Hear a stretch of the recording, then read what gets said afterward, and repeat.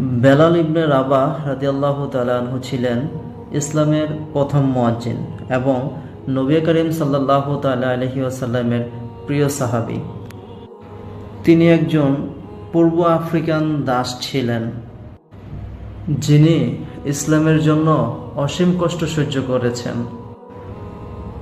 মক্কায় ইসলাম গ্রহণ করার পর বিলাল রাদিয়াল্লাহু তাআলা আনহুকে অনেক নির্যাতন করা হয়েছিল। তাকে মরুভূমির গরম বালুতে ফেলে রেখে বুকে পাথর চাপা দিয়ে অত্যাচার করা হতো, যেন তিনি ইসলাম ত্যাগ করেন। কিন্তু তিনি সব কষ্ট সহ্য করে উচ্চ স্বরে বলতেন, আহাদ আহাদ, আল্লাহ এক, আল্লাহ এক বলতে থাকতেন।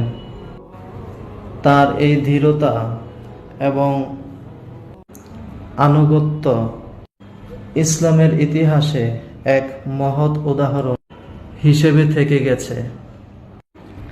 বেলাল রাদিয়াল্লাহু তাআলা আনহু এর জীবন থেকে আমরা শিখি, আল্লাহর প্রতি আমাদের আনুগত্য এবং ঈমান সবসময় দৃঢ় থাকতে হবে। জীবনের যে কোনো পরিস্থিতিতে ঈমানের শক্তিতে অবিচল থাকতে হবে।